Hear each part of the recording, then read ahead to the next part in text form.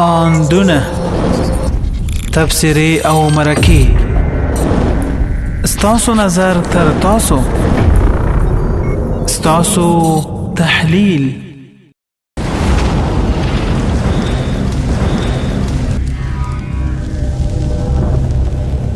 Down with America. افغان ملت تل منبر او مسجد سره خپل کلک تړاو ساتلی، عالم یې خپل مربي او قائد ټاکلی او په هر ګردجن پړاو کې د دوی په سالم قیادت خپل لار وستلی. د فساد په دې پیر کې له نورې نړۍ سره په کامل تفاوت دلته لا هم د دین علما خپل مقام لري، قول یې وزن لري او پرګنې د عمل جامه ورغوندي. تیره جمعه د هیواد په لرو برکې د درویشتو ولایتونو خلکو د اسلامي نظام په دفاع او د امریکایي ډرون برید پر وړاندې په یوه غږ سره راټول شول. افغان میړني ملت چې د تاریخ په مختلفو مرحلو کې د اشغالګرو سره خپله کرکه څرګنده کړې، د تیرې جمعې ورځې خودجوش حرکتونه یې هم د دې بیلګه کېدای شي. له چنګیز، انګریز او سترې روسیې وروسته امریکې او نیمې نړۍ ته شکست د دې مسلمانو پرګنو د غیرت ښکارندویي کوي. غرب او امریکا په عهد ماتولو کې اوږده مخینه لري. په کابل کې پر یو مسکوني کور د دوی برید چې د هیواد هوایي حریم نقض خپله وعده یې ماته او خپل موقف یې روښانه کړ، افغان ملت او مسؤلینو ته د ویښتابه یو بل بیل درس دی چې باید ځان جوړ او مخ پر وړاندې لاړ شي. د هیواد په لسګونو ولایتونو کې ولسي احتجاج چې له ځان سره یې د مرګ پر امریکا شعارونه لیږدول، ډېری اهل نظر ورته کتنه کړې او دا ستر غبرګون یې چې د تیر رژیم له دورې سره یې تفاوت درلود یو نیک حرکت بللی. دوی زیاته کړي چې افغان ملت له یرغلګرو او د دوی له هرې کړنې سره کرکه لري، له حاکم نظام، رهبرۍ او منبر سره یې تړاو رښتونی دی.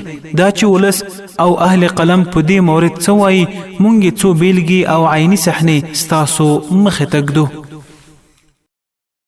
آندونه تبصرې او مرکې ستاسو نظر تر تاسو، ستاسو تحلیل.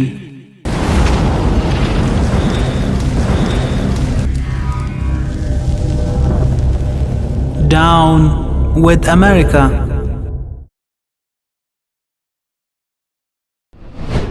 ذبیح الله مجاهد په دې اړه لیکي د هیواد په لر او بر کې نننیو پراخو لاریونونو وښوده چې افغان میړنی ولس د هر ډول بهرني تیري په وړاندې سره یو موټی او متحد دی. نجیب احمدزی بیا په دې اړه لیکي جو بایډن دروغجن دی، د انتخاباتو د ګټې او په افغانستان کې د دنیاوالو د باور ختمولو لپاره زموږ پر حریم تیری او دروغجن تورونه لګوي. وفیق آشنا لیکي افغانان د عمل خلک دي نه د شعار، نړیوال دی بیا ځل موږ نه مجبوروي چې تازه ګنډل شوي ګریوان ته بیا زموږ لاسونه وروږدی شي. عبدالله ایلیار در توییتی نوشته است اولین مظاهره در سال 5 و یا 6 بعثت از طرف اصحاب کرام رضی الله تعالی عنه صورت گرفت که در دو لین دستهایشان را با هم داده بودند. سرپرست یک لین را حضرت عمر رضی الله تعالی عنه و لین دیگر را حضرت حمزه رضی الله تعالی عنه به عهده داشت. با نعره‌های تکبیر و خواندن کلمه طیبه در اطراف کعبه اظهار وجود و قدرت نمودند.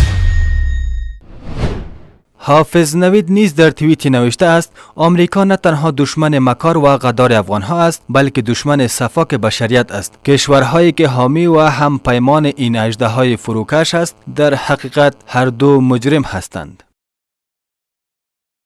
آندونه تبصرې او مرکې ستاسو نظر تر تاسو، ستاسو تحلیل.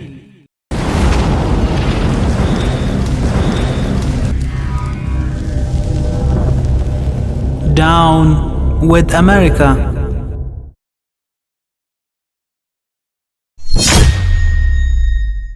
امریکایانو خو هیڅ ګټه موږ ته ونه رسوله په دې چې مالي جاني تاواني کړو زمونږ مال ته او ځان ته ډېر تاوان واړاوه، هیڅ ګټه یې موږ ته ونه کوله.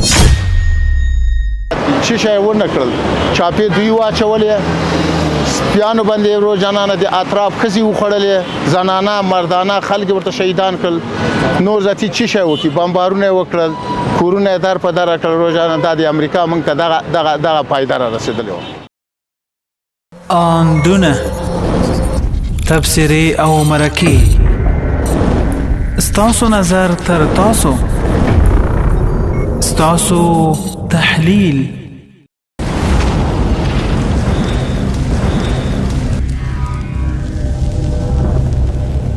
Down with America.